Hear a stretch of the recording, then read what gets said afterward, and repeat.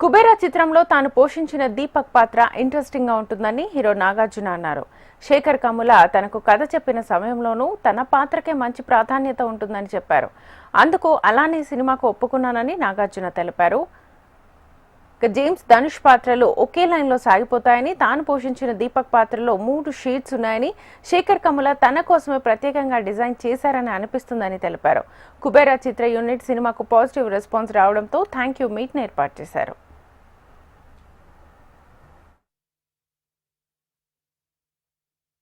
ప్రధానంగా ఈ క్యారెక్టర్ని ఎంచుకోవడానికి కారణం శేఖర్ కమ్ములనే. ఆయనతో పనిచేయాలి, ఆయన మీద ఉన్న నమ్మకం. ఎందుకంటే ఆయన సినిమాలు అన్నీ చూశాను, almost everything I have seen. ఆయన క్యారెక్టర్స్ని ఎంత బాగా జస్టిఫై చేస్తారో తెలుసు.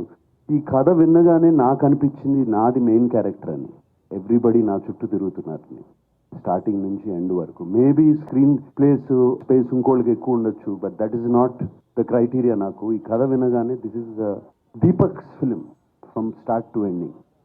కథ విన్నగానే అండ్ శేఖర్ చెప్పినప్పుడు కూడా అలాగే చెప్పాడు. ఈ క్యారెక్టర్ ఆర్క్ చాలా బాగుంది, సో నాకు అది బాగా నచ్చింది. ఇప్పుడు జిమ్ సౌరభ్ గారి arc, gym Saurabh did a fantastic job. But is arc ఒకటే వెళ్తుంది. అలాగే ధనుష్ గారిది ఇట్స్ ఓన్లీ 2, హోమ్లెస్, అక్కడ నుంచి ఎడ్యుకేట్ అవడం, మైండ్లో ఒక గిల్ట్ కాంప్లెక్స్ కానీ ఇది కానీ ఇది సాక్రిఫైజింగ్ కాంప్లెక్స్ కానీ ఏమీ లేదు.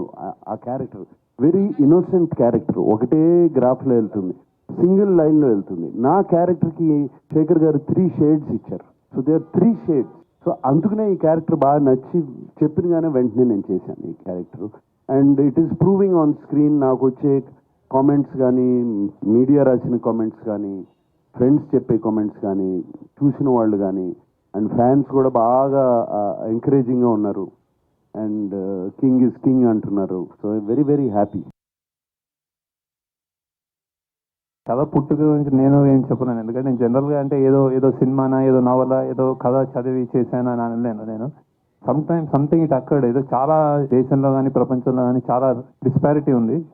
అతి గొప్ప వాళ్ళు ఒకళ్ళు, అతి సామాన్యులు ఒకళ్ళు, మధ్యతరగతి వాళ్ళు ఒకళ్ళు, చాలా అంటే ఒక క్లాస్ డిఫరెన్సెస్ బాగా పెరిగిపోతున్న నేపథ్యంలో సంథింగ్ చెప్పొచ్చేమో అని ఒక థాట్ నుంచి పుట్టినది. అంటే అత్యంత గొప్ప వాడికి అత్యంత పేదవాడు అండ్ మధ్యలో ఇంకో ప్రపంచం, ఇది చూపించే ఒక ఐడియా వచ్చి ఇది కథ పుట్టింది అలా.